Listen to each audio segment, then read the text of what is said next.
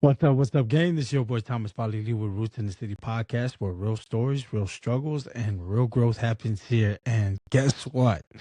We got a good one here tonight, man. We got my boy Ernest Quiocho. What's up, Oos? What's up, Boos?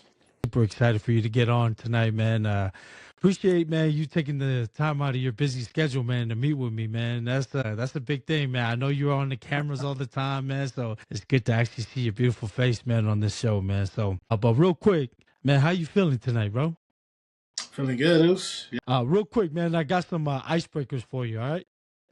This will set the tone for our On the podcast cameras, tonight, man. So nah, real quick, man. So I know you're in. We've been watching. I think everybody's been watching you, but we've been watching you and your kids and WWE and all that stuff, man. Wrestling. So who is your favorite of all time?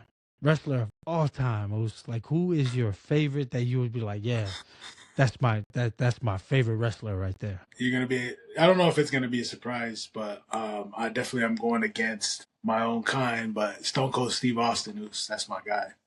Ooh, Austin 316 right there, bro. Team, bro, because Stone Cold says so. So That's actually a good one, and that's not even one that we can argue about. That's actually one that I would say, oh yeah, Stone Cold was the guy. I used to dress up like him in elementary school.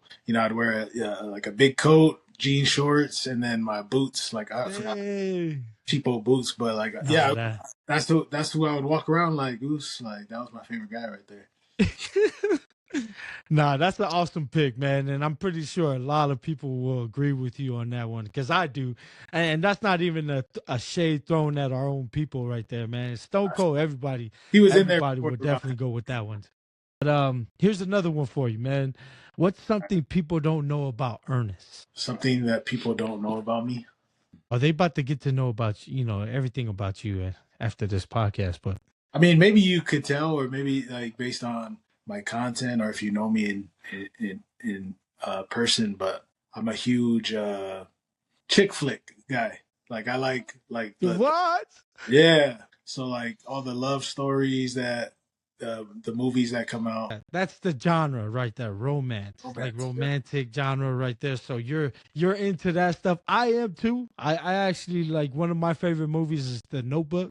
Like that's actually one of my favorite movies. My wife was like, "Why don't you treat me like that sometimes?" I'm what's like, your favorite "Oh, scene come in on, that movie? dog. You know when they're arguing. You know when they're arguing, and he was like, "Man, just tell me what you want. Tell me what you want." And she still was like, "I don't know." And I'm like, "That's me and my wife, bro. Like, we literally can't even figure things out, bro." Like, so nah, that's awesome, man. So, anyways, man, well, let's go back to the beginning. It was like, tell everybody about yourself. Your wife, your kids, where you come from, and then we'll go from there. Oops. Totally. All right, yeah. So I was born in West Covina, California. I was born and raised, grew up there. Grew up in California, high school, college, and then I met my wife in college. So my wife Kaylani, we met in 2012. We met and then started dating, and then from there moved to Utah. So moved to Utah, Logan, Utah to be specific. Went to Utah State for a year, and then moved to St. George, Utah for about 10 years. It was before moving to Vegas. We live in Vegas now, but St. George is where we started our family. So we had our three boys there, Keysai, Caden, and Kyrie. And yeah, it's also where we started like our social media stuff as well, social media content stuff. Yeah, now we live here and still doing our thing, and yeah, just living every day, trying to be a good dad, be a good friend, good husband, all that. Like I've been watching your journey, Oos, man. Like, and I'm proud of you, Oos. Like I'm deeply proud of you, man. Like I Thank you. told Nuffle this too, man. I'm proud of both of you guys, man. Like I remember meeting you guys for the first time, right? It was at the at September's event, and I remember sitting there, and I'm, like after we met, right? Like suddenly, man, it was at that moment. It was at that moment where I knew it was like, man, I'm gonna be attached to these cats, man, for a very long time, man. And to be honest with you, man, like I love our bond. It feels like we never we never left from that moment, man. Like it's always good to see you guys. It's always good to see, like where you guys come from and how far you guys come from since that moment I met you guys, man. And look at you, bro. Like it is crazy, man, to see you like doing your thing. I'm always super proud of you guys. And I tell people all the time, like, oh, I know that guy. I know him. They're like, nah, you don't know him. I'm like, nah, man, let me call him real quick. I know him, man. Like, and they're like, nah, so it's amazing to see the transformation, right? And I remember you spoke this into existence. Like you spoke this into existence, bro. Like I remember having that conversation with you, and you even said it at the event. You were like, man, I need to get outside of my box, and I need to just do these things. And then, just so you know, into Easton. And Easton told me, he was like, bro, when I met Ernest, he was a quiet dude. Like he was quiet, man. And I was like, yeah. And he was like, yeah. And then I see him on his reels, and I'm like, hey, dude, where was this guy at? Like I've never met this guy. Like so the transformation is real, man. And I wanted you to know, man. I'm gonna give you your flowers, man. Like it is so awesome to see you doing your thing, and it's also get to see you and your family, how you put your kids into your content, and also your wife, man. Like that kind of, like my wife's like, why don't you do those things? I was like, it's acting. You want us to act? It is awesome, bro. And you mentioned something earlier, man, and I want to go back into that, man. Like you talked about the time you played ball, and let's talk about that. I mean, I can't remember where you start ball at. Did you go straight to Utah State right after high school, or? No, yeah. So out of high school, I didn't have like any good offers, and so I was like, I'm just gonna go the junior college route. So I graded my first year out of high school because I knew I was going on a mission. So then I went on my mission, and then when I came back, I went back to the junior college level, played a couple seasons, and then I walked on at Utah State. So I had a preferred walk on there, and so took it, but yeah, just found out, just ran into some eligibility issues based on like all the timeline of being out of high school and stuff, and so that's how I ended up in St. George's. They're a D2 school at the time, and I still had that amount on my that time left on my D2 clock. So I was like, all right, it's closer to California. We're not. My wife's not really feeling Logan. She didn't really like it there, just because it was her first experience moving away from home, and so yeah. So we ended up going to St. George to play at Dixie State for a couple of years, and then finish there. Yeah. Then like going to Dixie, like did you plan after college that you were going to stay in St. George? Was that the plan? The plan, I mean, we had a couple options because when we moved there, my wife's family had her parents and her siblings had moved to Vegas. And so while we were in St. George, they had moved to Vegas when our first son was born. And then, so we were like, okay, we could either go to Vegas or we can go to California, go back home. Those were like the choices we were thinking of. And then right when I was graduating, literally right before I graduated, my parents moved from California to St. George. And so they came all the way there, and they're like, well, we're here. Like, you better not leave and go somewhere else. So we, in a way, I mean, we weren't stuck, but in a way we felt like, okay, my parents are here. Let's at least stick around. They came to be around the grandkids and, made the whole move up here. So we were like, all right, we'll stick around for a little bit. And so that ended the debate about going to Cali, but we were still like, okay, Vegas or stay in St. George.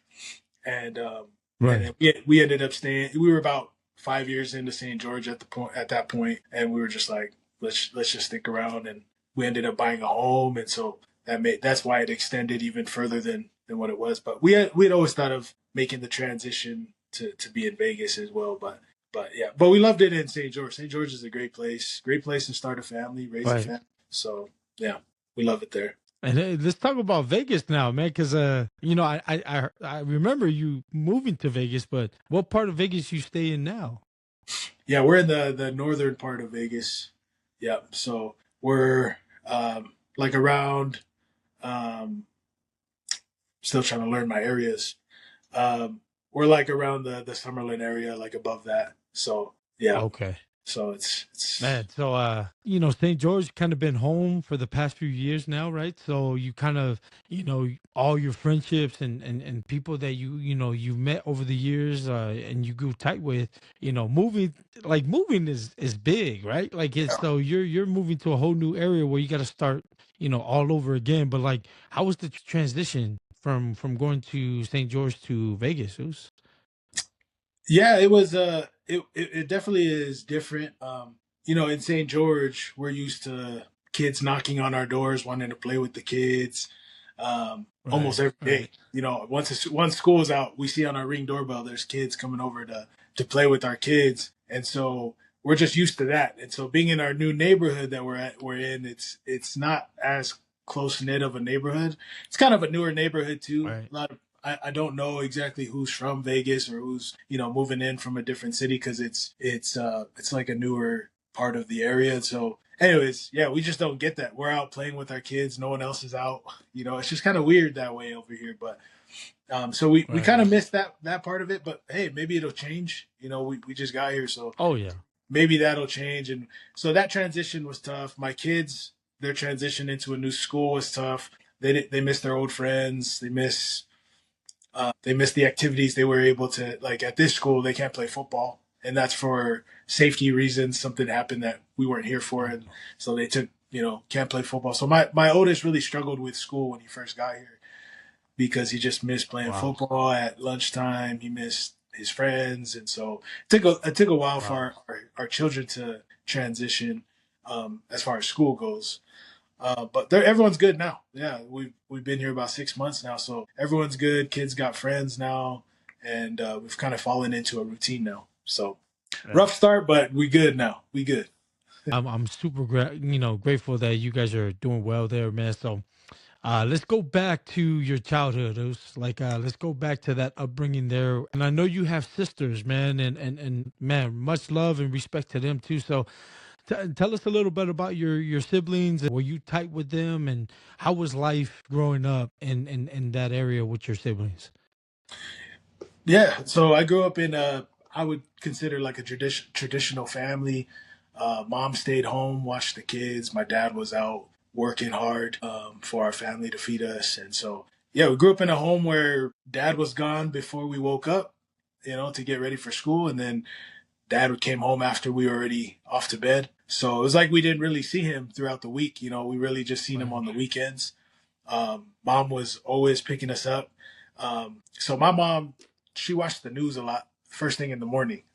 So the first thing, and you grew up in California, so oh there's yeah, a lot of bad news that happened. When you turn the news on. So first thing my mom would see is right. like someone got shot or someone got kidnapped, and so she never let Wow, man. us. She never let us walk to school, even if one of the homes we moved to was right next to the school. We could never walk. She would always pick us up everywhere we went, drop us off anywhere we needed to go. Just wouldn't allow us to walk anywhere, and that was Right, that was just the mom she was. So, but always cooked for us, cleaned for us, basically did everything for us. And so, yeah, that's the kind of childhood I grew up with. Just it was good. Life was good. I didn't yeah, know what struggling was, man, because dad took care of the finances, mom took care of life at that's home. right. Yeah, so really, really grew up in a comfortable home. Yeah, so I wouldn't even know what it was like to struggle as a kid, or what that Right, even looked like, because we were well taken care of, and my parents worked nice. to give us that life. Yeah. Just gonna say, man, for those viewers that that would tune in and watch this, man, Ernest has two siblings who are also big time content creators, man. Like they're big time content creators. They're funny. I love watching your sister's stuff, dude. Like I'm not even gonna lie, bro. Like there's sometimes I watch it, I'm like, man, dude, this family is just crazy. It's like they're hilarious. Like like all of you guys' content. So I just want, I want to give your sisters their flowers too, man. So, but now that you guys are all doing it, like, do you guys plan this out? Do you guys like because I know your sister has her own thing and has her own page, and she does a lot of things with her husband and her kids. Is there moments where, because you have your own page and you have your own content, like, do you guys ever get together and be like, man, we should do something? No, we've done like I want to say we've done like a few videos in total that like when we even lived around each other. We just our content style is very different. Yeah, we have fun. Like I Right. mean, when the cameras are put away, like and we're just chilling as a family, like it's nonstop laughter, bro. Like we have fun Oh for wow. sure, man. Like we know how to joke around. We just yeah, we clown on each other. We clown on anything really, and we have a good time laughing. But yeah, as far as like content, we haven't really ever done anything together, and that's just how it is. It wasn't. I don't think it was ever a discussion of like anything like why we didn't do anything together. But Right, she does right, her own right. thing. We do our I do my own thing, and then even my older sister does her own Yep. thing. But we all. I mean, if you watch our content, you'll see that we most of what we do, we like to include humor in it because it was just this is Oh how yeah. oh yeah, it was a lot of laughing growing up, a lot of laughter, a lot of joking around. I mean, yeah, you had to Right. have skin in our house because uh, yeah, we like to joke around and if you ever got to know my mom, she was the reason. Like my mom loved joking around, until that spoon came out. Until the spoon came out, then it was Oh man, there's no it's more or joking. until one of you guys cry, right? One of you guys start crying. That's when they end that's when they end the joking. All right, that's it. I mean, yeah, man, that's one of the things I want people to understand because there are a lot of Palangis that watch my content and also watch Polynesians as a whole. Like, in order for you to kind of get into our circle, you kind of have to have a thick skin, right? Like, if we can't joke around you or you can't take a joke, man, you can't be around us. You know what I mean? Like, it's just how it is. Yeah. I know sometimes Balangis be like, man, he hates me or that guy hates me, and I'm like, nah, it's not that. It He's was like, like, thank it's really they like you, bro. They like you. They pick on you so that and a lot of times when they pick on someone in the circle that's like really like quiet, they pick on you so that they can see or test you, right? Like, man, is he gonna come back with something? And if he just takes it, they're like, oh yeah, that's just the Uso there. He's weak. You know what I mean? Like, we joke around like that, Us. And I think a lot of the Palangis that, or the Caucasians that do watch us grow up, man, they're like, man, you guys are rough. And sometimes, man, I don't even understand your jokes. And, my wife still to this day was like, that wasn't funny. And I'm like, oh, it was funny. Like the boys will laugh, man. Like if they heard this, but back to your family, right? Like your wife, right? Like when you were getting into the whole content creating stuff, like and you're doing your videos, like was she super supportive of that? Like how was that? It was Yeah. So first off, to clear it up, my wife is the one that started content first. So you might see me. My page might be the first thing you see before you see my wife, but my wife was actually the first one to start posting intentionally on social media. So yeah, so she wow. got started. She started around like 2018, and got serious around in 2019. But she had friends that were doing it, the influencer space, and was like, you got the look, you should be doing this. And she Right. just didn't know if she could because she was stay at home mom, just like scrolling Instagram and just never thought that she could do it. But yeah, she started taking it serious around 2019. And so I didn't pop into the scene until about 2023 is when I came on scene. Right. So I've only been doing social media with intent for about 3 years. And so, Right. but Right. yeah, so was she supportive of? Yeah, absolutely. Because she's kind of been encouraging me that I should be doing social media. And to be honest, bro, when I was doing social media, I was doing social media because I was in real estate. So I was wholesaling real estate and I seen people on social media that were using their followers to help them buy homes. You know, Right, like, right, hey, right, who right, right, has, they're doing deals with their audience. And so when I first started gaining a following, that was like one thing I thought of was, man, look at all these thousands of people that someone has to have a house that they want to sell or know right, someone that wants to sell a house. And so yeah, my following was growing. But one thing that I quickly learned is the reason why those people in real estate were able to do deals with their audience is because, bro, they were talking about real estate every day. I was just doing random right, skits. So it's like it's a bunch of people coming to my page that they don't know, they're not doing real estate, like they're just random because they saw a video like this. So I quickly learned, right, like, right, if I put on my story, who has a house that they want to sell, like, and nobody had a house right, because nobody was in real estate. At least majority of them, right, because they're coming to my page for other reasons. So I just learned, right, like, I look at all these followers, but I didn't bring them in for the right reason. I haven't even said one thing about real estate on my page. You know what I mean? So that's why I learned from my wife is like, you gotta know who your audience is and you gotta know your purpose on right. posting. Like, if you're just throwing mud at the wall to see what sticks, you're just going to get all these random people that are coming to your You're gonna page. get all the random people. Yep. Yeah, and it really made sense to me, even though I didn't want to listen, because my style of posting was always like, I just want to have fun. Like, I just want to make a skit Right, that's relatable, something that used to happen back in the day, or just something I thought was funny. Like, that's how I came up with my content. Was I would just think of things that were relatable and things but they were all right, random at the same time. And so my wife just watched me go through the process of like, okay, you're gaining followers, you're gaining all this, recognition. People were seeing me at the gym, that, oh man, I seen your video, and it felt good, but right.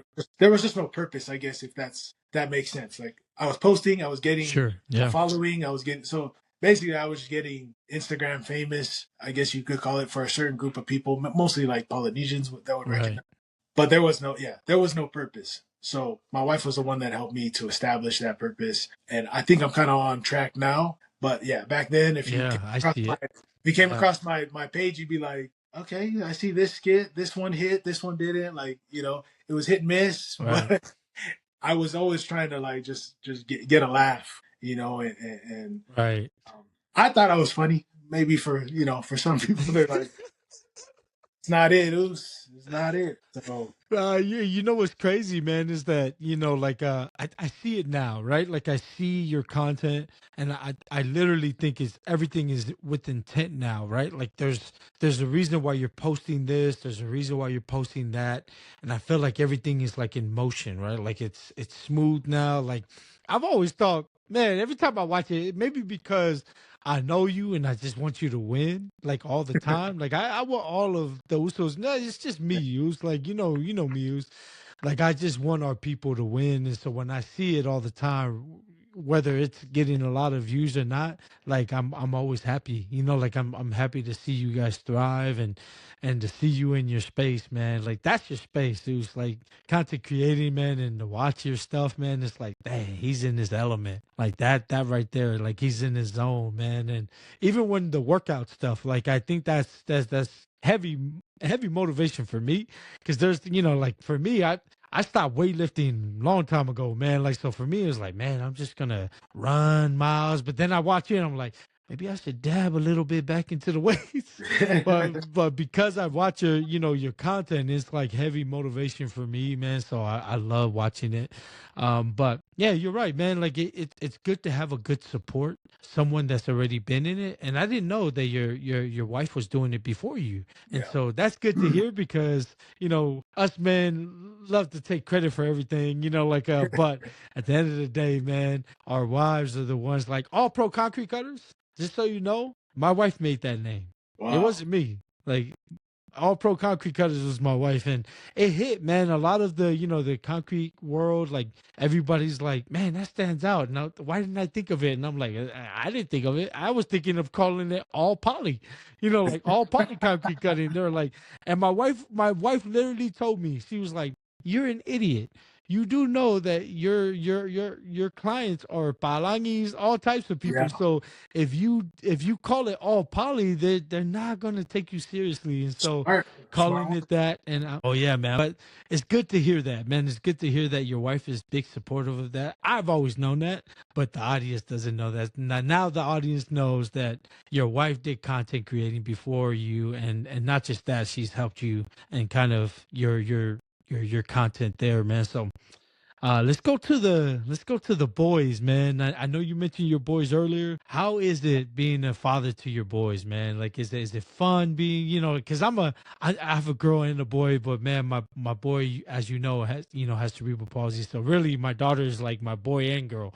But how is it with you with your boys, man? Man, yeah, bro. I feel like I have like a huge responsibility, and sometimes I forget that, but then there's moments that bring it all back together. Man, I'm raising men. Like I'm literally raising men who will carry my last name, who will represent our family.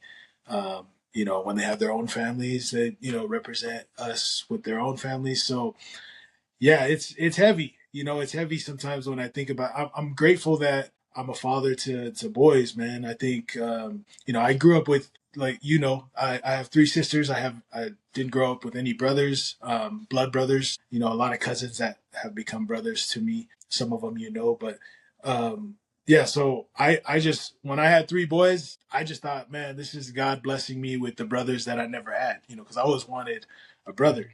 But my mom stopped at my youngest sister, and then it was just like, all right, well, that's it for me. No boys from no brothers for me. And I feel like I still turned out okay, but yeah, I just feel like it's a huge responsibility for me to be raising my sons, not just in what I say but what I do. Right, they're always going to look at me and use me as an example. And so the way I treat their mom, the way I treat my own mom, or the way any woman, the way I interact with other men, like I just know that they're always watching, and so I'm very conscious of that, of like just being careful, that I'm not leading them the wrong way. And if I do something, like, because I know I'm not perfect, and so I know that if I do mess up, that's an opportunity to have a teaching moment with my son of like, hey, this is what I did. Don't do that. Do this. And so, yeah, so I just love that I'm able to be relatable to my sons, because they're going to become, mid 30s one day. They're going to go through their 20s. And so I can always refer back, because they're always asking me about my childhood, about, my early adulthood. And so I'm just able to share with them things that I've learned. And yeah, it's just fun. It's fun to be able to share those things with them, because sometimes I think that they're not hearing me, but I feel like you just know that they will when you eventually see what Right, you right. in motion. But there's a lot of times where, yeah, you think, man, this isn't landing. Like, it's going in one ear and the other, and so it can be frustrating at times. But yeah, it's a huge responsibility for me, for sure, and I recognize that. Yeah, I mean, like with my daughter, dude, it's already like, you don't have girls, but man, I feel like I have two women in the house that run the house. Like, my daughter repeats everything my wife says. Dad, you remember what mom said? I'm like, I already know. Stop talking to me, man. Like, but my daughter's like, kind of my best friend, man, because she's kind of been there, through all that, and she's kind of been my right hand man. She goes to practice with me all the time, and she's part of the football coaching staff, and so, she's always she's telling the boys, not running hard enough, and I'm like, hey, my old coach, man, like, but it's awesome to see, us in as parents, right? It comes full circle watching our parents now. I would always say this, like, just as the audience hears, man, like, our parents did the best they can with the circumstances that they were in, right? Like, my parents, we grew up in Compton, in those areas, those rough areas where I can't blame my parents for the life we had. But you're right. I never saw struggle. We probably were in struggle, but I've never seen it because my parents never allowed us to see that. You know what I mean? Like, it's when I got a little older, I started to see, like, oh man, my parents were really, we're broke. You know what I mean? Like, we're, like, but my parents never made never told us we were in Section 8, never told us any of those things because they were adults. We were kids. We didn't need to be adults. And so, and you got parents nowadays who really, kind of tell their kids, you got to do this so that, you're not having to pay for this, or, help me with rent. And so that's one of the challenges now, right? As parents, is to make sure that we give our kids all the, resources that we didn't have, right? Things that, we've learned along the way to teach them to be better than we were when we were young. But man, watching you with your boys, man, it's hilarious, man. Like your latest video, your youngest is just sitting there and you're arguing, telling him about, like it's a skit, right? Like, but he's sitting there looking cool, like, oh, I'm gonna tell mom what you just told me. You know what I mean? Like, Yeah. but it's cool to watch, man. Like, I love that you include them into. We try not As to. you continue. We try not to include them in all the videos, just because Right, right, right. we just never wanted to get to a point where it's like, the kids hate it. You know what I mean? Like we only want it to Right. be where they feel comfortable doing it, because that could Sure, yeah. come out. It's just because it could come out weird. Like, we've had it in the past where we're like, if you don't do this video, we're not going here. And it just felt like, man, we're really putting a gun to our kids' head to do this video, or Wow. else, the kids just like, I just want to go watch TV. I just want to go outside and play. So we're just a lot careful now with how we do it. Like, if they're Right. not up to it, then we're just like, we're not gonna do it. We're not gonna waste our time, and so. So tell the audience right now, man, what are you going to like? What are you into right now? Like, what's the new plan for you right now, moving forward? Now that you're in Vegas and you got some real cool stuff coming up, like some things you're getting involved, and we like to know, like everybody want to know, what Ernest is going to do next. Yeah. Well, yeah, I mean, our move was a big part of what we do as well. There's just a lot more opportunities for us to get in front of brands versus in St. George. We were doing really well, but there was, an event in Vegas or an event in California, in Los Angeles, and it's tough to just pick up and go down. Vegas was only an hour and a half drive, but you got to arrange for my wife's family to be able to watch them, or my family to watch them back at the house. So yeah, we would get Right. invited sometimes the night before, and it's just so last minute to be able to drop everything and go. And so it's put us in a position where we're here. We're not that far from the strip or from wherever the events are. Right. It's just it's been we've been able to say yes to more opportunities because we're here now, and so it's placed us in a good position to do that, as well as California. We're a lot closer to California. It's still about a 3-4 hour Oh drive, yeah. or a quick flight if we need to get to California for an event, but Right. it's just more convenient is what it is. So yeah, being here in Vegas has just put us in a better position to take on say yes to more To do opportunities those, yeah. that we had to turn down Yeah. when we were in St. George. Yeah. Right. That's awesome, man. It's cool to watch, man. Like I love to see it now that you have those opportunities, right? Like I gotta ask, bro. I gotta ask, man. Since you're in Vegas, you're not all about the nation, right?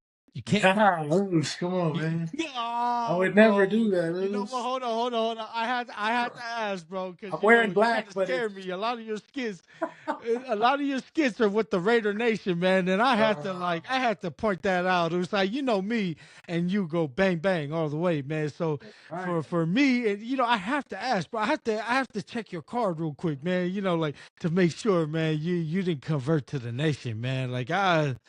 But like I know you do a lot of content with those guys, and those guys are amazing. I love those guys, and I watch those guys' videos. But that's good to hear, man. It's good to hear that Ernest is still bleeding the red and gold, man. Absolutely. I mean, what was our record last year? Luz? Come on, it's not very convincing. Luz. Come on, it's not very convincing, Luz, but nah. Nah, like you're right. Those are good dudes, man. I love their content too. Nofo, he's in that category with them. So I'll probably Right. end up, I think there's a preseason and a regular season game uh, here in Vegas, so I might sneak over there, to check out our team, how we're Watch the doing. game. But Yeah. no, Oh, yeah, no, we're gonna do way better. We're gonna do way better than that black and gold team, man. You already know it. But if they're watching, man, hey, it's all love, man. It's all all love. love. We got a lot of family that's part of the nation, man. Nuffle's one of our boys, man. So, but yeah, I even told him too, man. I'm when you come onto the podcast, episode 3, do not wear that black and gold stuff, man. I don't want to see it. I don't. Uh, Nah, but man, much love to you guys, man, and all that stuff, man. So I do have a question for you, man. With all the busy stuff that you're involved in, and what keeps you grounded? Like, what keeps Ernest grounded? I think what keeps me grounded, bro, is just knowing what our purpose is. My wife and I, we talk all the time about that, about our purpose and why we're doing this. Why we do what we do. It's fun. We have fun. The viral videos are cool and all of the opportunities we get. But in the end, we're doing this, to build the life that we dreamed of when we were in our small apartment, our first apartment as a married couple with our little kids. Because we used to there's days where there was tears about, man, where's the money gonna come from, being too embarrassed to reach out to family to ask for help, and so we know where we've come from. We've never forgotten those moments. We might get a little too ahead of ourselves and forget, like, oh yeah, we used to struggle like that too, like, hey, we need to bring ourselves back to reality. Like, we were there and we could end up there again. Those are all possibilities.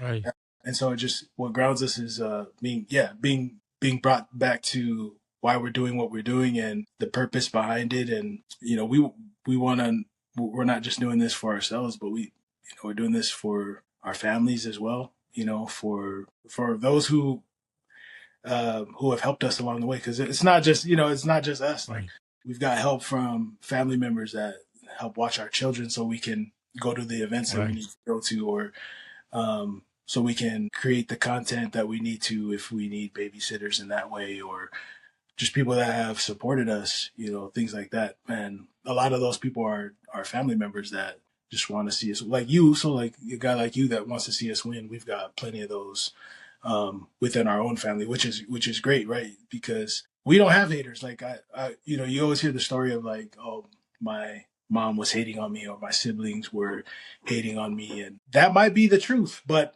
it's not shown. All we see is love right, and support, and I'm so grateful for that. Like, that's why I just always thought, like, when you start doing something bigger for yourself, that you automatically get hate. And I'm not saying those who talk about it, in their experience, that's their experience. That's probably true, but for right, us, that isn't our reality. Our reality is we've got so much right, from our parents, grandparents, all the way down to our siblings. Like, everybody has been supportive, at least to us, and no one has ever right, said anything behind our backs that made us think that they're not on our side. And so it's just a blessing to have right, that too, because we know that some of the things, or at least I know, like, some of the stuff that I might put out is cringy, or somebody might not think it's funny or relatable, or whatever the case may be. And I'm just grateful that right.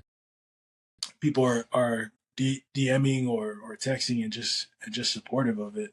It makes it very easy to continue to create, and yeah. So, long story short, grounded in our purpose and remembering where we came from, for sure. You talked about your support, your village, right? Those who are big time supporters of you, man. You always got, me as a big supporter, man. Like I love everything that you guys do down there, man. And the fact that you have this opportunity is a blessing, right? Like it's only a blessing. You are gonna, like you are gonna get a lot of people who do hate, but my advice to you is, like, just keep doing what you're doing, because, you just mentioned it.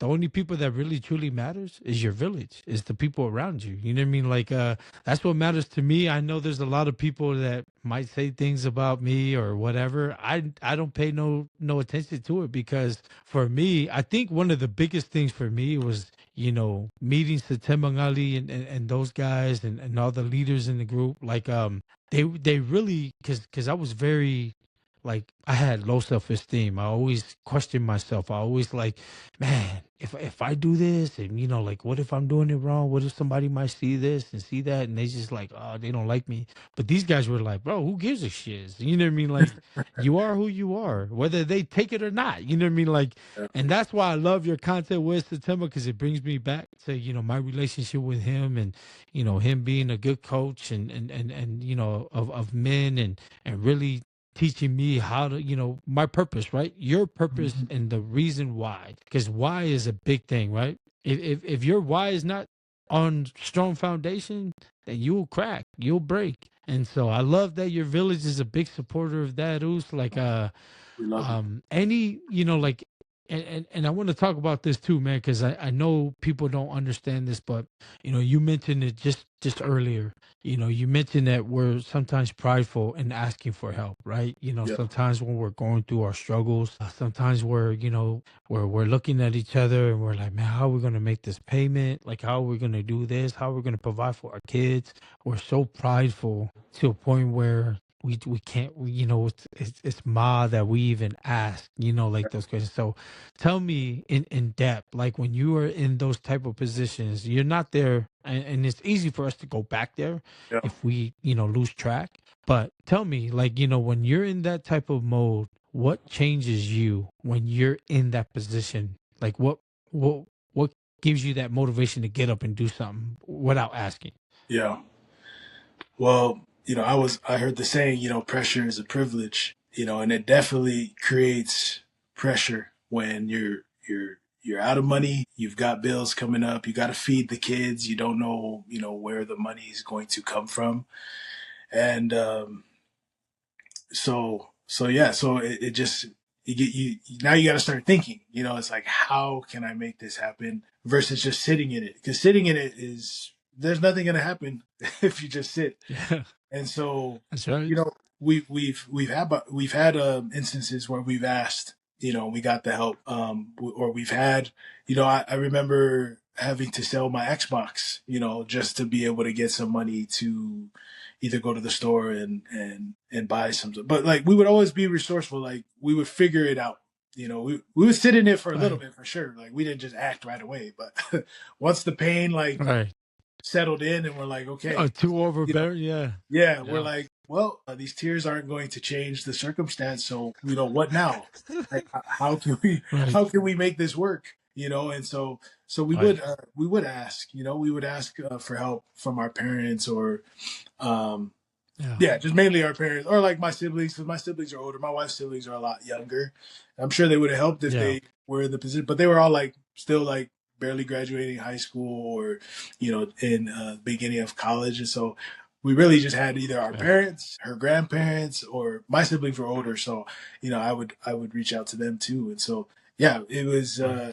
like you said, you feel that shame that you even have to ask, but I guess for me, like, when what changed my mindset too is like asking. It gives somebody an opportunity to serve, Oh and yeah. Oh yeah. yeah, I mean, it really does. Like, I'm not just trying to make myself feel better about the situation. It really is, truly is an opportunity to be able to serve, and because I've been on the one side of it, and also on the other, I've been on both sides. I've been on opportunities to help, and I've been on opportunities where I've needed help. And so Right. seeing that, I've asked, when I have been asked, it's rare that I hesitate unless I like really don't know you. But within our own family, like, yeah, why would, like, why are we asking? Like, what's the question for? Like, if that ever Right. happens, and my wife is great because she'll always come and ask me first, if we can help somebody out, and I'll do the same for her. But Right. it's great that we're always on the same page of like, yeah, why not? Like, this is why we do what we do. Yeah. When you talk about the purpose, that is part of Nice. the purpose. It's like, Love that. Yeah. why would we say no to someone? Like, this is why we did. Like, we didn't create this income to sit on it and then go buy things that we don't need. Like, if we have an Right. Right. opportunity to help, and it's not just like it's not just throwing cash, just to flex or anything like that. It's really an opportunity to help and help with what we can. We don't overdo it. We help with what we can, and when we help, we Right. help without expecting anything in return. So it's not a loan. It's I'm giving this to you, to help out, because you don't want to create that type of relationship with someone you love that's like there's money involved, and like money can ruin relationships, man. It's done it times, Oh in my yeah. life, sure. Oh yeah. And it's sad, man. It's one time I didn't talk to my dad for like almost a year over money, and it was the weirdest thing, man. But I just made it a point, like I don't ever want to get to that situation ever again, because it's terrible, bro. Like, over money, really? Yeah. Yeah. That's just a piece of paper, man. It's just a piece of paper. Right. And yeah, it's time that I won't ever get back. But you think about it, and you're like, yeah. But it's a lesson that you learn, and it's something you gotta grow from. But yeah, so money it can do good things, it can do bad things. But yeah, we've been on both sides of the coin, man. We understand. Appreciate you being vulnerable. It's like that right there is like it's hard to even share, right? Because like a lot of times we and this is why I created the podcast, right? Like I wanted real stories, I wanted real struggles.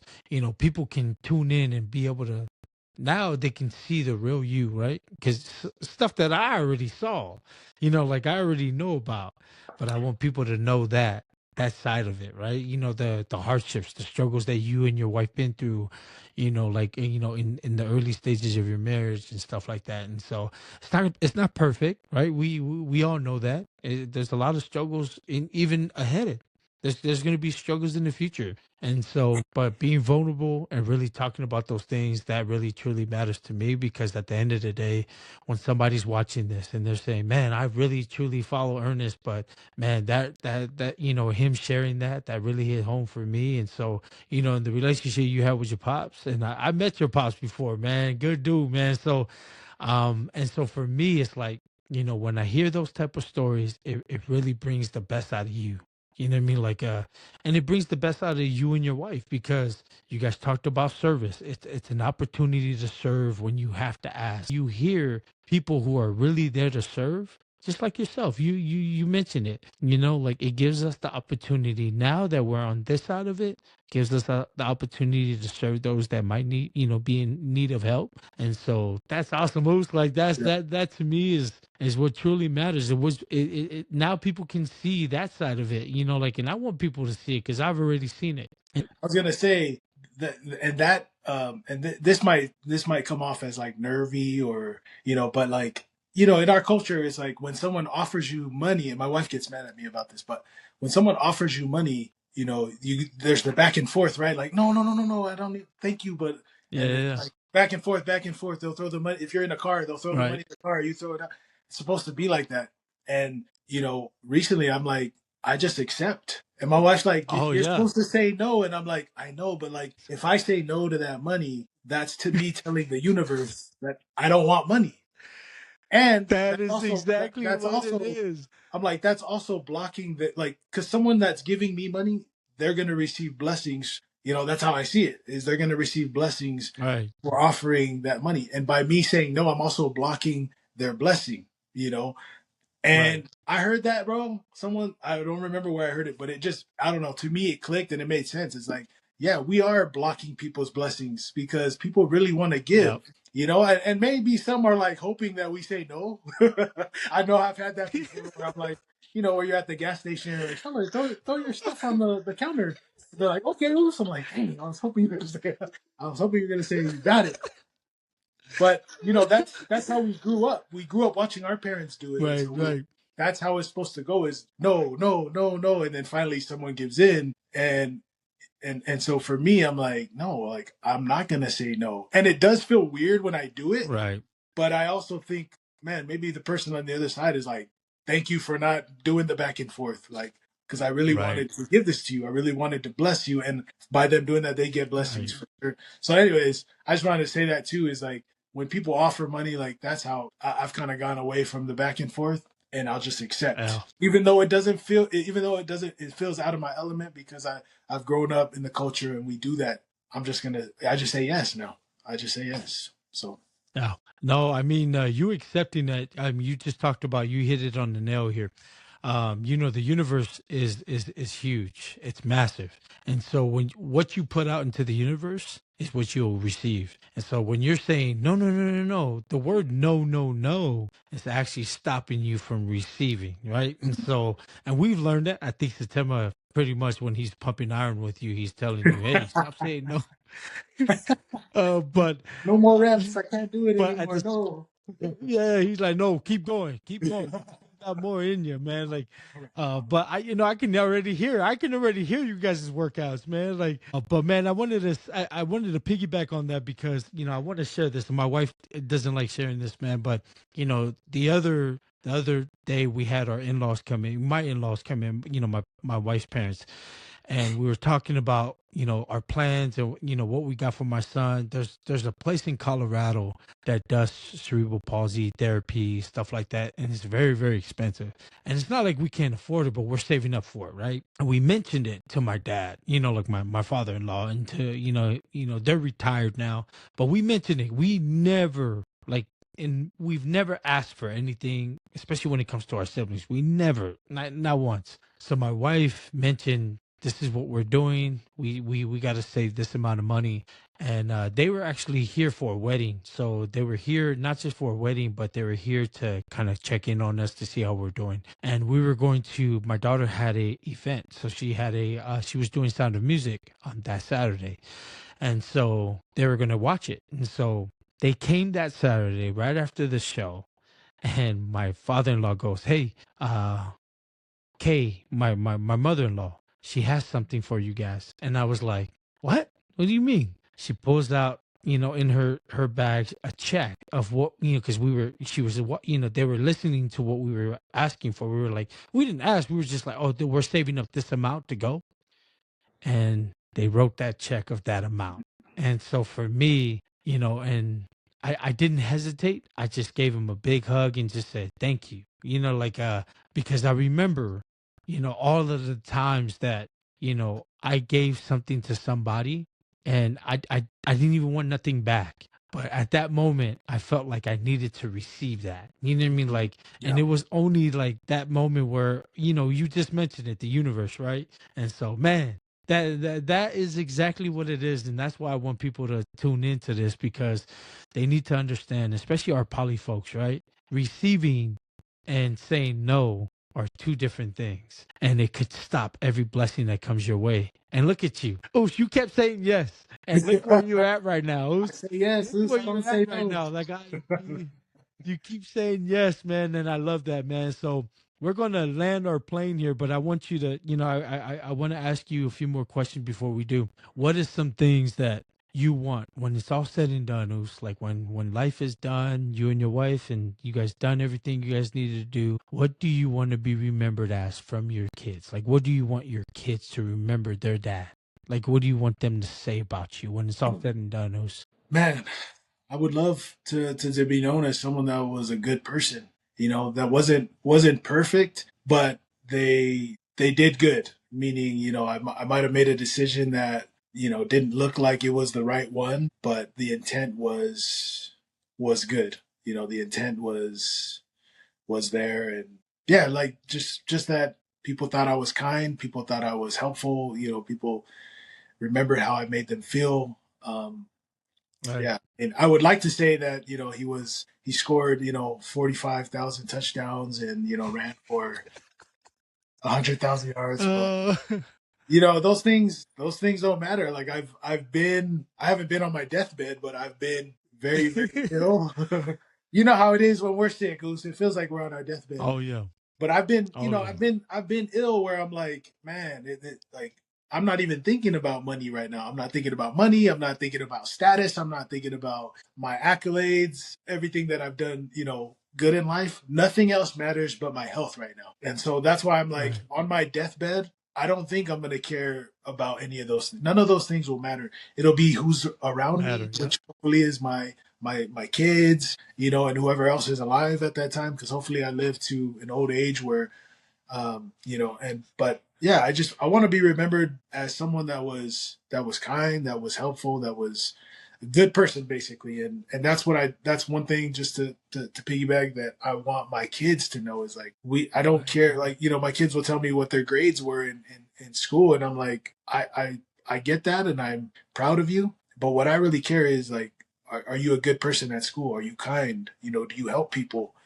Are you kind to your teacher? Like those are the things and I got that from Dan Martell. He had made a video of like, I go to my kids' school and they try to tell me like, about their grades, and he's like, I'm not even listening. I want you to tell me how my kids were, like what their behavior is like in school. The grades are cool, but that's what you teach them. I want to know if what I'm teaching them at home is being shown at school. And so, just like what I'm teaching my kids, that's really what I want to be remembered as is that.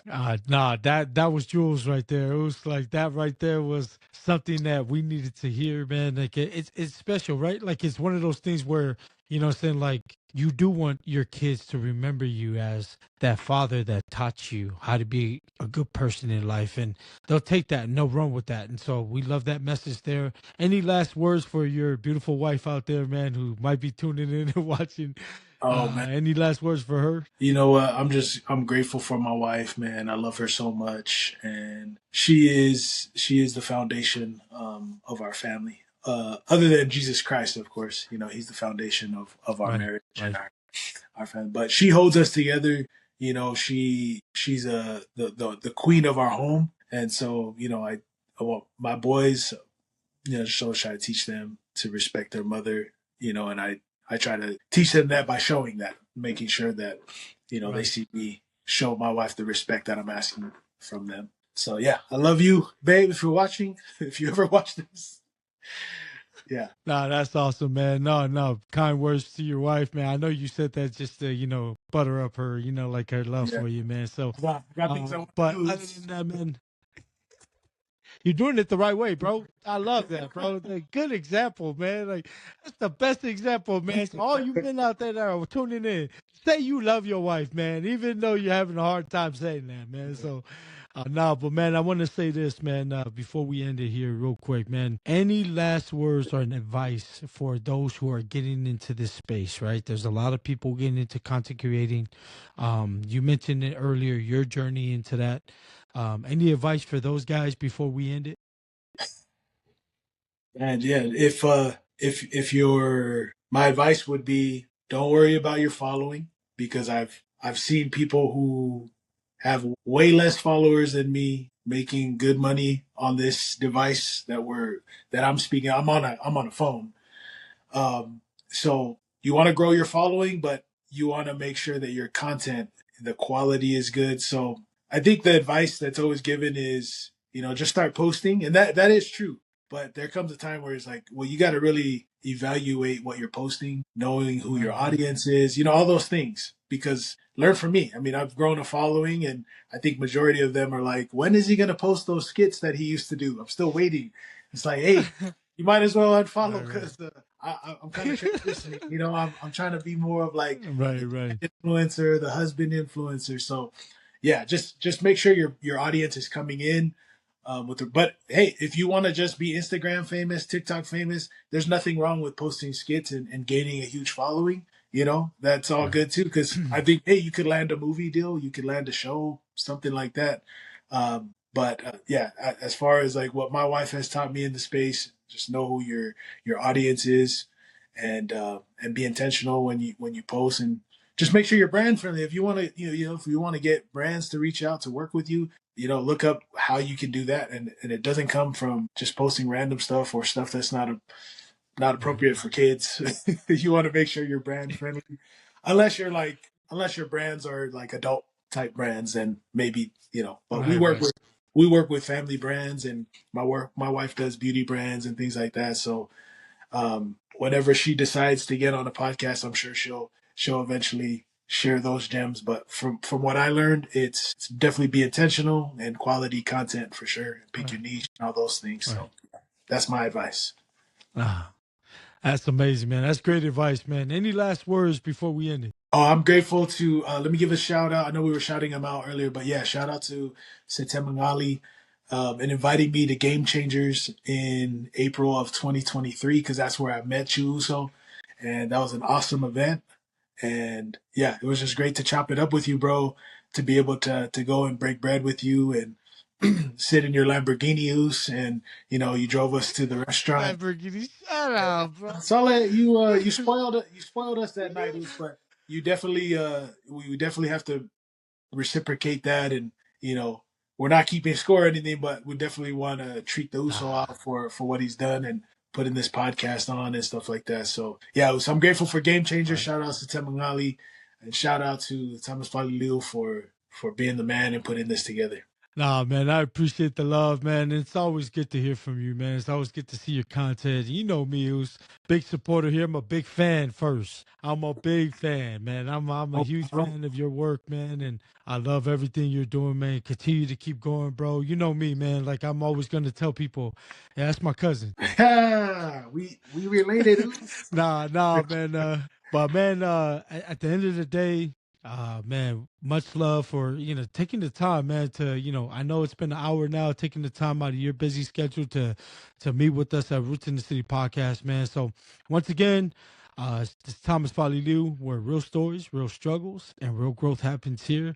This is episode 6 with Ernest Quiocho. Man, it was amazing meeting with you, man, this evening. Shout out to you and your beautiful family, man. And I love us, bro. Love us, Mauso.